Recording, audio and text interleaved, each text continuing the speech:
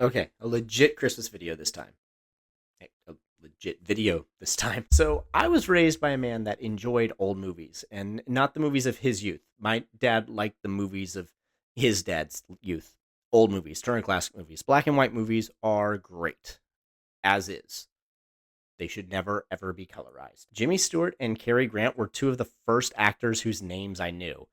After Val Kilmer, Jim Carrey, Tommy Lee Jones, Chris O'Donnell, and Nicole Kidman, because for some reason the cast of Batman Forever is the first one that I learned all of them. I was young. So because of this, I've seen a handful of more obscure movies to my generation, and Christmas movies are no exception. So I have a recommendation for you that you may not have heard of before. Christmas in Connecticut. It is perfectly okay and understandable if you have never heard of this movie.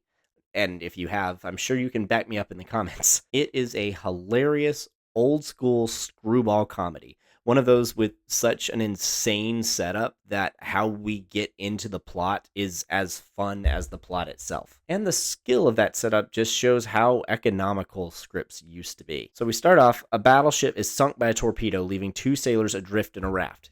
You know, that classic comedy movie setup. And if you think you know where the story is going from that sentence, you are wrong, and I guarantee it. The two men are floating and dreaming about the amazing food they're going to have when they get rescued. Then we cut to after that rescue, and they're recovering in a hospital. Unfortunately for the main sailor, Jefferson, he went too long without food, and his stomach is having to be reacclimated to doing its job.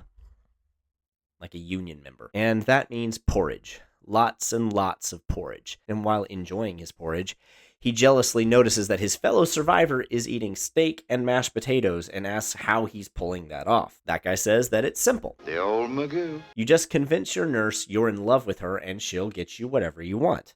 Well, Jefferson really wants food, so he tries it.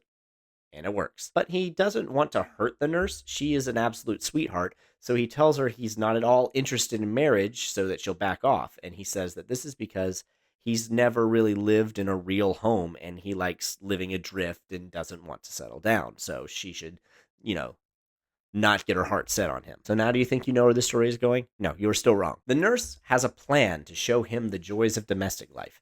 She was the nurse to a young baby recently who happened to be the grandson of a magazine publisher named Yardley. And Yardley isn't just any magazine publisher. He's the magazine publisher of Elizabeth Lane, the most popular domestic magazine writer in the country. She has a monthly article where she writes about her life on a farm with her husband and newborn, as well as sharing absolutely delicious recipes. And if you hate how food blogs are written now as much as I do, apparently it's actually a very old tradition. From my living room window as I write, I can look out across the broad front lawns of our farm, like a lovely picture postcard of wintry New England.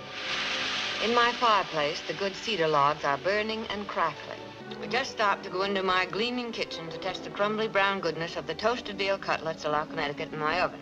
Cook these slowly. This movie was released in 45. The art form has not evolved. So the nurse writes to Yardley asking him to help a war hero by giving him a true family Christmas and letting him spend it with Elizabeth Lane and her family. Yardley loves the idea and contacts the manager of Elizabeth's magazine to set it up. So now we meet Elizabeth, who is childless and single and can't cook and lives in a New York apartment and gets all of her recipes from a local restaurateur. And Yardley doesn't know any of that. And if he finds out, she and her manager are going to be unemployed very quickly.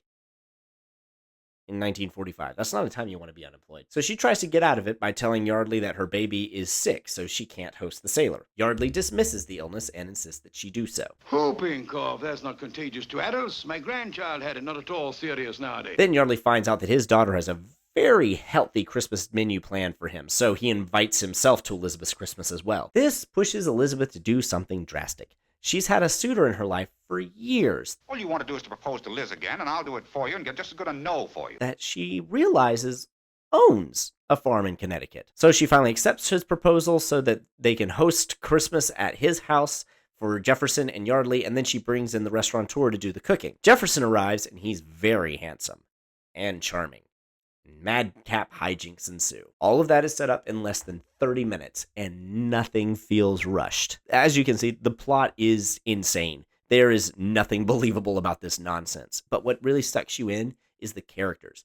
They're incredible. Jefferson is a suave, all-American boy. Yardley's a pushy, no-nonsense bulldozer. The new husband, Sloan, is annoying but also kind of endearing. The restaurateur, Felix, absolutely steals the movie. And if you have never seen Barbara Stanwyck before, you're welcome. You're about to learn about one of the great actresses of all time. She is unconventionally beautiful while being magnetic. Her character in Double Indemnity is considered one of the sexiest ever put on screen. But her Elizabeth Lane is a believable hodgepodge of jaded and innocent and happy and stressed and joyful and dissatisfied and sarcastic. And on the page, I imagine this character looked to be all over the place. But in Stanwyck's hands, she's a perfectly normal person that you run into all the time. She's so confident and sure of herself while writing her stories, but she's terrified of flipping a pancake in front of two men because she might be found out. And she's struck dumb listening to Jefferson sing while also openly flirtatious whenever she talks to him. A complex, realistic woman in every sense and in the hands of one of the craft's mistresses. Oh, naughty. Masters? This movie has it all. Hijinks, comedy, character, heart, quotable lines. And it's a little sexy at times. It does have one issue that almost makes me okay with the idea of a remake, but Stanwyck and Felix make it a very hard argument to make. The problem is Jefferson, and it's not what you think. You don't feel icky about his flirting with the nurse because you find out later he did actually have a real home and he enjoys domesticity.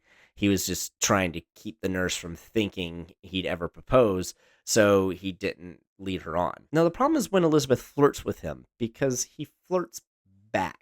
There's a recurring gag where her and her fiance keep trying to get married and it never works and she doesn't really love him, so she is technically single and flirting with a single man. But in his head, she's married, and there are some scenes where his flirting definitely crosses some lines. You don't mind her encouraging it because she's not married, but it does make you question his character a little because as far as he knows, she is. So if a remake were to happen, their scenes would need to be tweaked so that they're getting closer, but he's not pushing the boundaries as much as she is, and maybe even trying to avoid her advances just a little bit harder just to make him seem more noble. Frankly, I think that would also make the situation just a little more funny, which, tangent, Hollywood has really been neglecting one of the virgin options for a while, and I think it's to their detriment. Virgins in movies are usually either too young to not be, incapable of seducing a member of the opposite sex, or judgmental prudes who think that any form of sex is evil. But there is another option, those that would really like to have sex, but refrain out of principle. And for comedies, that option is a lot funnier, especially when someone is throwing themselves at you. When Saffron is trying to seduce Wash in Firefly, it is hilarious to see him really enjoy the attention, but he's also trying very hard to say no. Please, show me the stars. I wish I was somebody else right now.